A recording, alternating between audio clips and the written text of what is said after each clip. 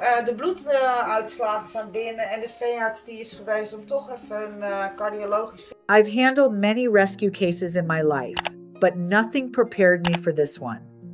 When I saw him standing in that field, ribs showing through torn skin, I remember the quiet thought running through my mind. We might be too late, but what waited beneath his wounds was not the end of his story. It was only the beginning. Hey!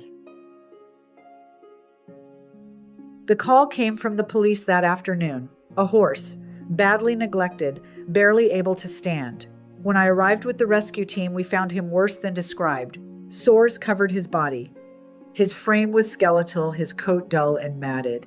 He could hardly hold his own weight, yet when I moved toward him, he fought me.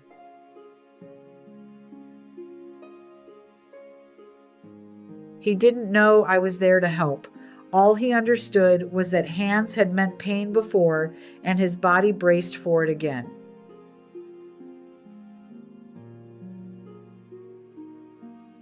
Getting him to the truck took everything I had in patience. Every step had to be slow, careful, deliberate, so his fragile legs wouldn't buckle under him.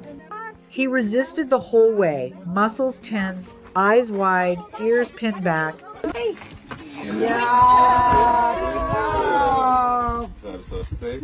At the vet clinic, he flinched at every touch, even the gentle ones. I watched the medication go into his system. I helped wrap bandages around wounds that had been left open far too long. And still, his guard stayed up.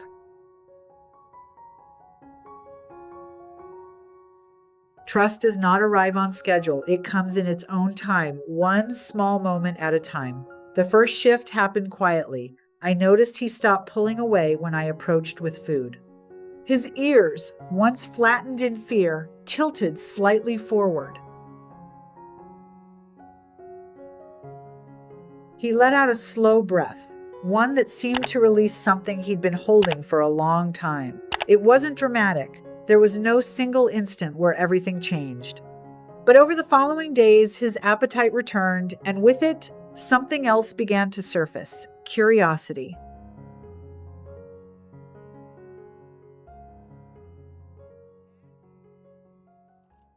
I'd catch him watching the other horses through the fence, ears perked, head lifted.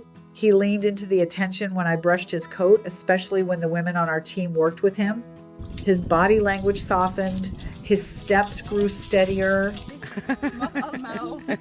Do ye? Do you know?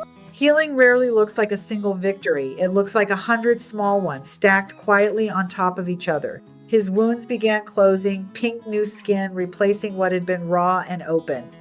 But the deeper healing showed in different ways.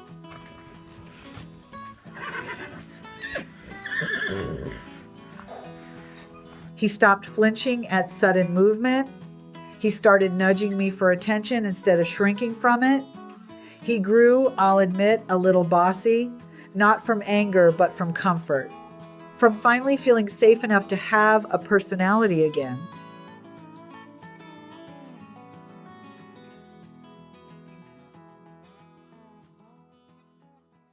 The other horses noticed him too.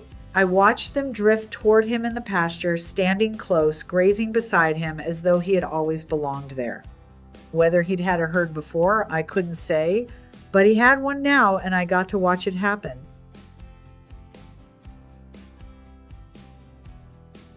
Today, his coat catches the sunlight instead of hanging dull and thin. His eyes hold none of the fear I once saw in them. I watch him run across the field with the other horses, easy and unhurried, a far cry from the animal who once fought me to protect himself from the very hands trying to save him. Do ye? Uni.